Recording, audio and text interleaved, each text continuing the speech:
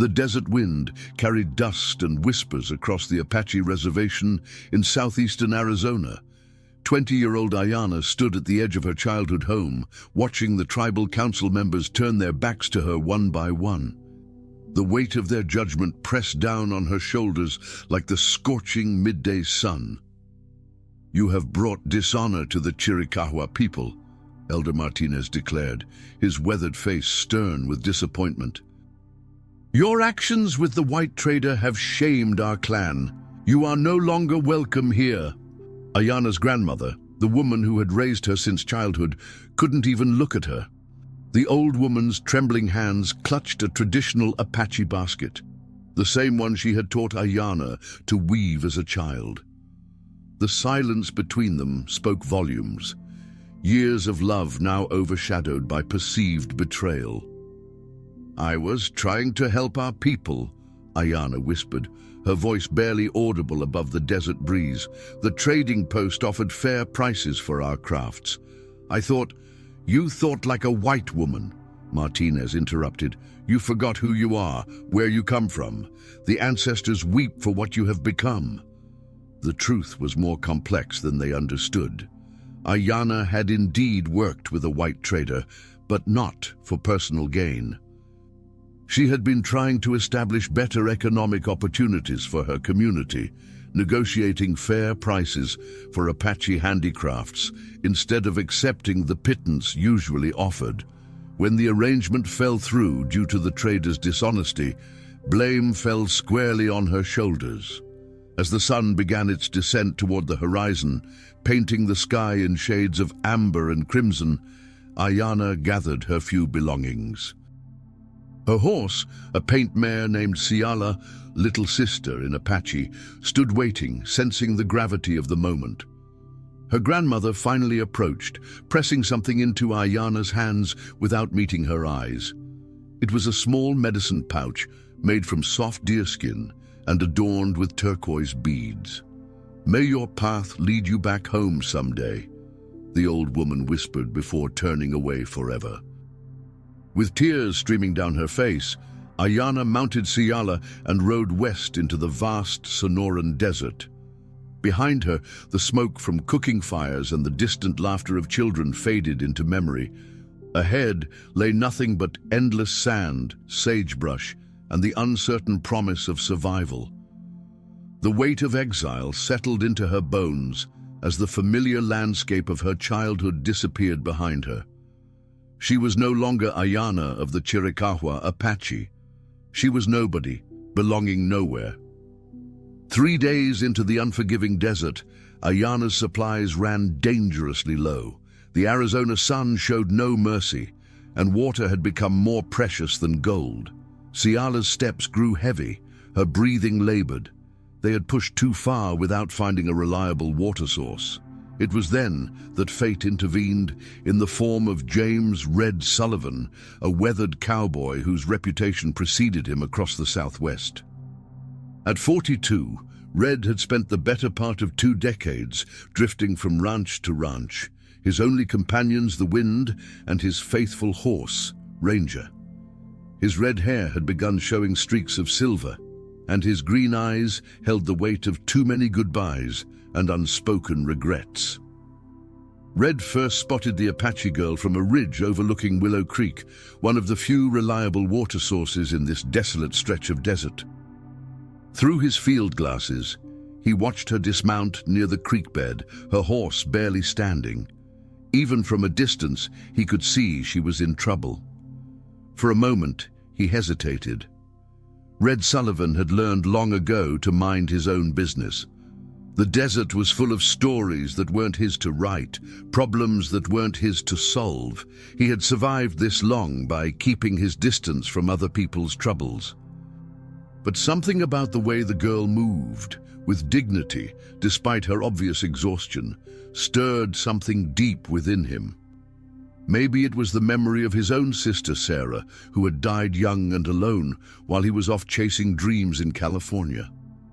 Maybe it was simply the cowboy code his father had drilled into him. You help those who need help, no questions asked.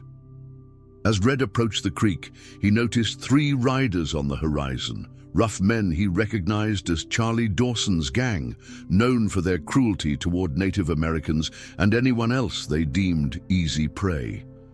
They were heading straight for the girl. "Miss!" Red called out, his voice carrying across the distance. "You need to get out of there, now!" Ayana looked up, startled. She had been so focused on getting water for Ciala that she hadn't noticed the approaching danger. The cowboy's weathered face showed genuine concern, not the hostility she had come to expect from white men. "There's trouble coming," Red continued, already spurring Ranger toward her.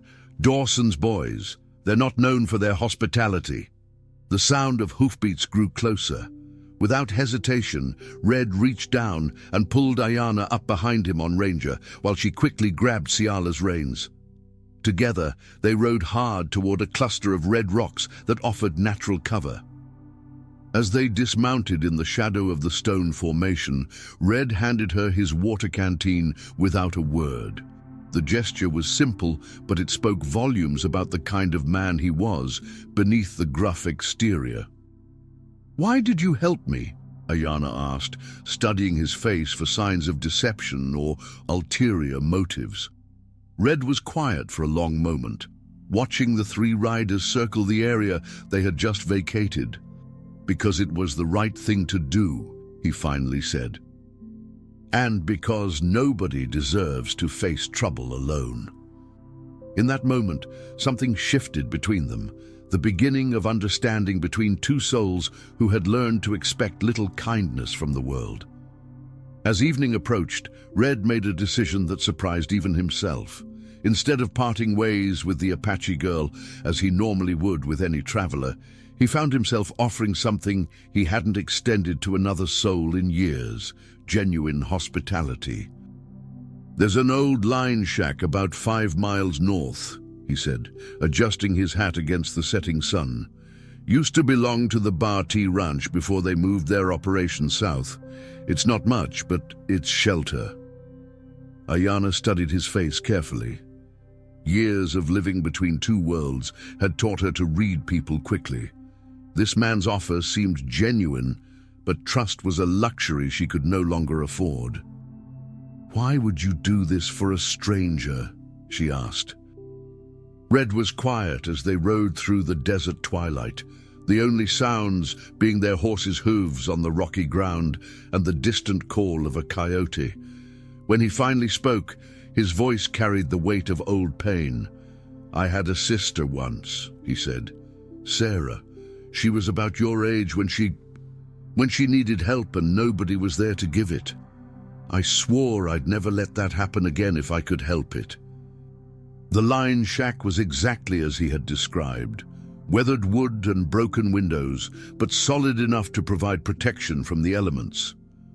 Red worked quickly to make it habitable, clearing debris and starting a small fire in the old stone fireplace. His movements were efficient, practiced, those of a man accustomed to making temporary places feel like home. As they shared a simple meal of beans and hardtack, Ayana began to share pieces of her story. She told him about the false accusations, the tribal council's judgment, and the grandmother who had raised her but couldn't stand by her when it mattered most. "They said I dishonored our people," she said, staring into the fire. "But I was trying to help them. The trader promised fair prices for our work, real money instead of the scraps we usually get. When he cheated us, somehow it became my fault." Red listened without judgment, occasionally poking at the fire with a stick. He had seen enough of the world to understand how quickly circumstances could turn against someone, how easy it was to become the scapegoat for other people's failures. "What will you do now?" he asked. Ayana looked out the broken window at the star-filled desert sky. "I don't know. I can't go back. And I don't know where I belong now." For the first time in years, Red felt something crack in the wall he had built around his heart.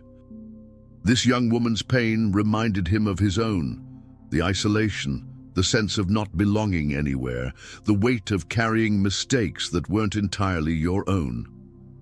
"You could stay," he heard himself say. "I mean, just until you figure things out. There's ranch work to be found around here, and I could teach you what you need to know." The offer hung between them like a bridge neither had expected to find. For Red, it meant breaking the code of solitude that had kept him safe for so long. For Ayanna, it meant trusting someone from a world that had given her little reason to trust.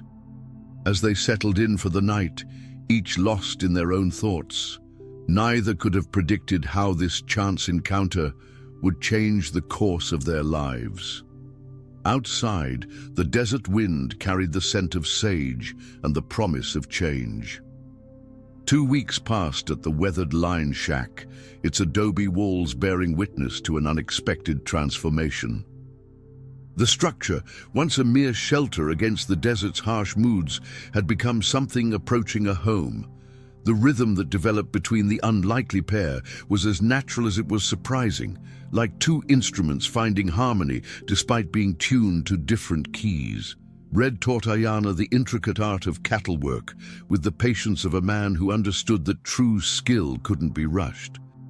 He watched with growing amazement as she demonstrated an almost mystical connection with horses, her gentle hands and soft-spoken Apache words calming even the most skittish Mustangs.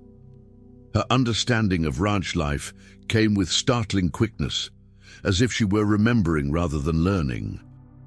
She could read the subtle signs of a sick calf from 50 yards away, spot a broken fence line before it became a problem, and anticipate a horse's movement with an intuition that impressed even Red's seasoned eye. In return, she shared knowledge of desert survival that even his decades of wandering hadn't taught him.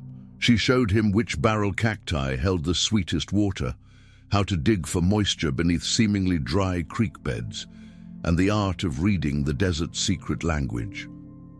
Her weathered hands would trace patterns in the sand, explaining how to read weather patterns in the subtle shifts of cloud formations, how the way shadows fell across distant mesas could predict a flash flood hours before the first drops fell. She taught him to find shelter in landscape that appeared barren to untrained eyes, pointing out caves hidden behind curtains of prickly pear, wind-carved alcoves in sandstone cliffs that could mean the difference between life and death in a sudden storm. But it was the quiet moments that truly bound them together, those sacred hours when the day's work was done and the desert settled into its evening stillness. By the crackling mesquite fire, with coffee growing cold in their tin cups and the vast canopy of stars emerging overhead, walls built by years of hurt began to crumble stone by stone. These conversations weren't rushed or forced. They unfolded like desert flowers after rain, slowly and with careful timing. Red spoke of his father's cattle ranch in the hill country of Texas, painting pictures with his words of rolling pastures that stretched to the horizon and red dirt roads that led to neighbors who were more like family. He described the devastating drought that lasted 3 merciless years, watching helplessly as streams dried to dust and cattle grew gaunt despite their desperate efforts. The bad loans that followed seemed like salvation at first, money to buy feed, to dig deeper wells, but the interest rates were crushing, designed to trap men who had no other choice. He could still remember the day they lost it all, the way his father's shoulders had sagged as he signed the papers, how the old man had aged 10 years in that single moment. His voice would grow thick with emotion when he spoke of his sister Sarah. Sweet, laughing Sarah with her cornflower blue eyes and dreams bigger than the Texas sky.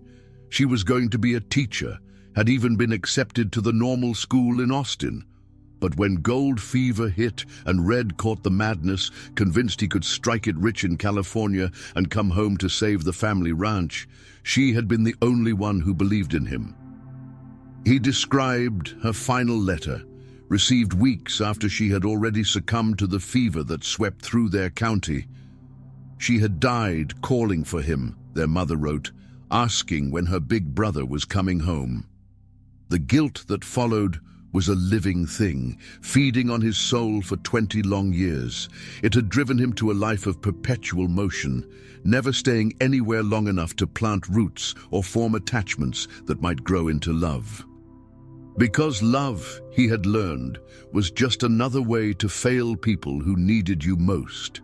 Ayana, in turn, painted vivid pictures of her childhood with her grandmother, a formidable woman who bore the traditional tattoos of her people and carried the old knowledge like a sacred trust.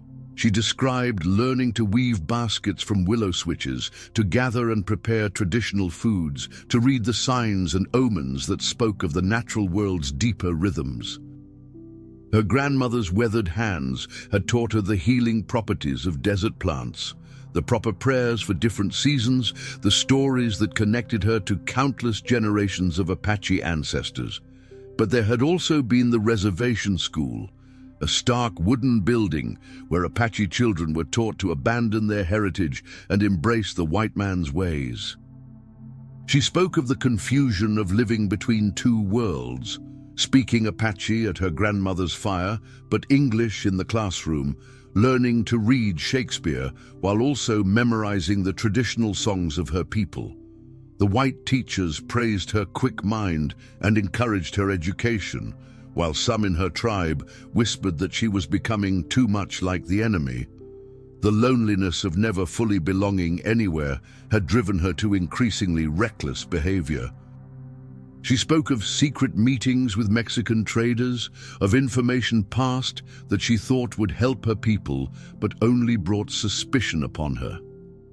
The exile that followed wasn't just a punishment, it was a confirmation of her deepest fear that she truly belonged nowhere. The breakthrough came on a particularly difficult day, when the desert sun beat down mercilessly and the work was harder than usual. They had been helping Jake Morrison, a neighboring rancher whose spread bordered Apache territory, gather strays that had wandered toward the boundary line. The cattle were scattered and contrary, spooked by something that had their ears pricked and their eyes rolling white. It was while they were working a particularly stubborn group near the property marker, a weathered stone cairn that marked the uneasy border between white and Apache land, that they encountered the group of Apache riders. There were 5 of them, mounted on paint ponies, their long hair flowing in the desert wind. They appeared as if materializing from the heat shimmer itself, silent and watchful. Ayana's heart lurched as she recognized the lead rider. Thomas, her cousin, had once been closer to her than her own shadow. They had played together as children, raced their ponies across the desert floor, shared whispered secrets under star-filled skies. His angular face, now marked with the traditional war paint of a warrior, was harder than she remembered, carved by years of fighting against the encroachment of white settlers. The meeting crackled with tension, thick as the air before a thunderstorm.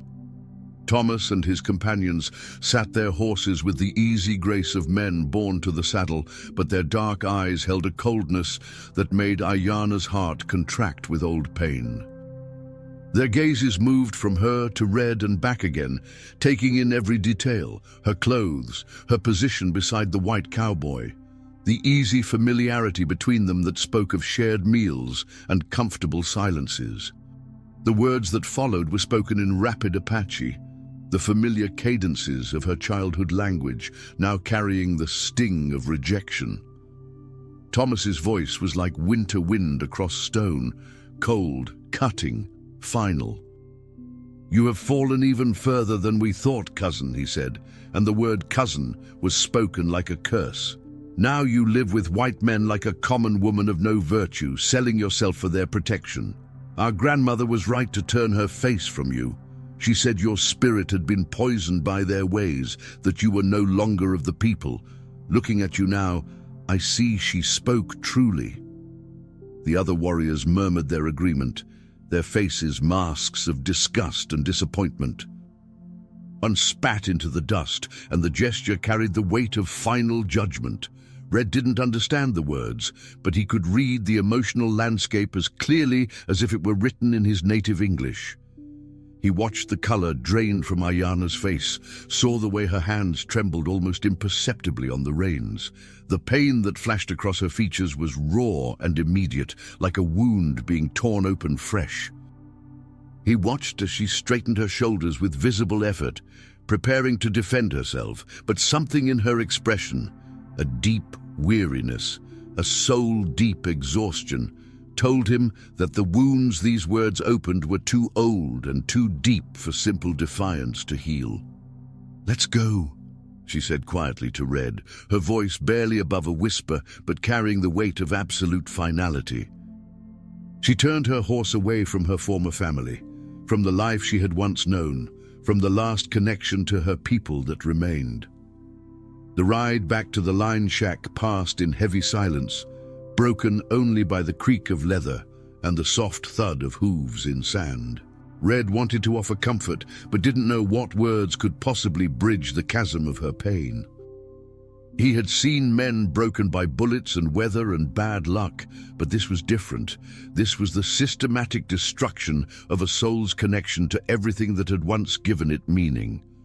That night, back at the humble line shack with its familiar sense of coffee and wood smoke, the dam that had held back years of accumulated sorrow finally gave way. Ayana sat by the fire, her usually straight back curved with the weight of grief, her shoulders shaking with silent sobs that seemed to come from the very depths of her soul. The tears fell like desert rain, rarely seen but devastating in their intensity. Red watched her pain with growing anguish, and suddenly all the grief he had carried for decades, carefully locked away, studiously ignored, pushed down into the deepest recesses of his heart, came rushing to the surface like water from a broken well. The sight of her tears, the raw honesty of her vulnerability, cracked something inside him that had been frozen solid for 20 years. For the first time since Sarah's death, James Red Sullivan began to cry. The tears came slowly at first, like the first drops of a storm, then in a flood that surprised them both with its intensity.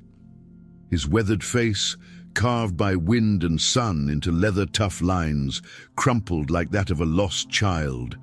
He cried for his sister Sarah, for her sweet laughter silenced forever, for the words he never got to say and the promises he never got to keep. He cried for his father's broken dreams and his mother's quiet despair. He cried for the chances he hadn't taken, for the walls he had built that had kept out not just pain, but also love, joy, and connection. But mostly, he cried for this brave young woman beside him who had lost everything, family, tribe, identity, home, and still found the strength to face each new day with dignity and grace. Her courage in the face of such devastating loss humbled him and broke his heart simultaneously. "I'm sorry," he managed to say through his tears, his voice rough with 20 years of unused emotion. "I'm so damn sorry for all the pain people have caused you. You don't deserve any of it. Not the exile, not the judgment, not the loneliness. You're good and brave and strong, and anyone who can't see that is blind." Ayana looked at this weathered cowboy, this man who had shown her more genuine kindness and respect in 2 weeks than her own people had offered in the final months among them, and realized that healing could come from the most unexpected places. His tears weren't just for her suffering, they were for both of them, for all the lost and hurting souls wandering through life believing they had to carry their impossible burdens alone. She reached out and took his calloused hand in hers, feeling the roughness of decades of hard work, the strength that had been gentle with her from their first meeting. Her touch was like an anchor in a storm, grounding him to something real and good. "We don't have to be alone anymore," she whispered, and the words carried the weight of a sacred promise. In that moment, beneath the vast Arizona sky, with its canopy of ancient stars, 2 damaged souls found something they had both given up on years ago: the miraculous possibility of home. Not a place that could be marked on any map or claimed by deed and survey, but the profound comfort of being truly seen and accepted by another human being. It was the recognition that perhaps salvation didn't always come from above or from within, but sometimes from the simple miracle of human connection. Red wiped his eyes with the back of his sleeve, looking at her with a clarity that felt like sight restored after years of blindness. The future, which had always seemed like an endless repetition of solitary wandering, suddenly held new possibilities. "What do you say we head north come spring?" he asked, his voice steady now with newfound purpose. "I hear Montana's got opportunities for people willing to work hard and start fresh. Big sky country, they call it. Room for folks like us to build something new, something that's ours." Ayana smiled through her own tears, and it was the first genuine smile he had seen from her since that day by the creek. It transformed her face, revealing the young woman she might have been in a kinder world, showing glimpses of joy that exile hadn't managed to destroy. "As long as we go together," she said, and in those words was the promise of partnership, of shared burdens and double joys, of two people choosing to face whatever came next as allies rather than strangers. The desert wind continued to blow outside the adobe walls, a constant companion to the stillness of the night. It carried with it the dry, earthy scent of sagebrush, mingling with the faint promise of distant rain, rain that had yet to reach the parched land, but seemed to whisper of renewal. Inside the humble line shack, though, there was no rush, no pressing urgency that lingered in the air. The fire crackled softly between them, its warmth radiating out in steady pulses, while the flickering light danced on the walls, casting shadows that seemed to come alive in the quiet of the room. The faintest scent of wood smoke filled the space, grounding them in the present, in the shared stillness they had come to embrace. For the first time in years, neither of them felt the need to look over their shoulder, to be ever vigilant, or to anticipate the next threat or escape. The harshness of the world outside, the endless isolation, the betrayals, the survivalist mentality seemed far away now, as if the very air inside this cabin had shielded them from everything that had once made them feel small, unworthy, or alone. It was as though time itself had slowed down within these walls, allowing them to simply exist, to take a breath, to just be without fear. Sometimes, salvation doesn't come from retracing your steps, from returning to the place where you thought your life would have been, or from mending every broken piece of your past. It doesn't lie in the futile pursuit of reclaiming what was lost or trying to undo what's been done. Instead, salvation often comes from having the courage to build something entirely new, something that can stand on its own, regardless of the ashes of the past. It comes from forging a connection with someone who not only understands your dreams and the quiet hopes that linger in the deep recesses of your soul, but also sees your scars, the parts of you that are marked by wounds, old and fresh. Someone who doesn't seek to change those scars, but to accept and embrace them as you are. And in that shared understanding, in the slow, careful acts of rebuilding together, you begin to realize that perhaps home isn't something you stumble upon after a long search. It's not a place defined by walls or a roof, nor is it found in the places you once called home and have since outgrown. Home is something that is created between two people, in moments of quiet trust, in actions that speak louder than words, one small act of faith after another. It's a place you build with your hands, yes, but more so with your heart, and as you begin to create it, brick by brick, day by day, you realize that home was never something you needed to find. It was always something you had the power to create all along.